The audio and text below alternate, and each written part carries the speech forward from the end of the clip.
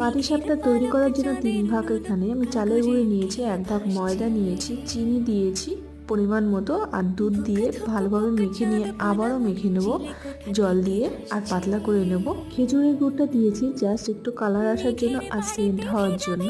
আর এখানে আলাদা করে তুলে রেখেছি, দেখতেই তো পেলেন আপনারা। হ্যাঁ, ওটা দিয়ে আমি পরের ভিডিওতে পাটিসাপটা অন্যরকমভাবে তৈরি করে দেখাবো আপনাদেরকে। গোলাটা কেমন পাতলা করেছি সেটা তো দেখেই নিলেন। এবার আমি পাটিসাপটাটা তৈরি করে নিচ্ছি। গোলাটা তৈরি করেছি আমি হাফ দুধ দিয়ে হাফ জল দিয়ে। আপনারা চাইলে পুরোটা দুধ দিয়েও করতে পারেন, আরও ভালো টেস্ট আসবে। আমি কিন্তু আর একটা দেখিয়ে দিচ্ছি আপনাদেরকে। আর পুরটা দেখেছেন কতটা শক্ত হয়েছে? হালকা একটু টেনে আসলে 2 থেকে 3 মিনিটের মধ্যে আমি এই একটা পাটিসাপটা তৈরি করে নিচ্ছি। আর পাটিসাপটাগুলো রেডি হয়ে গেছে। আজকের মতো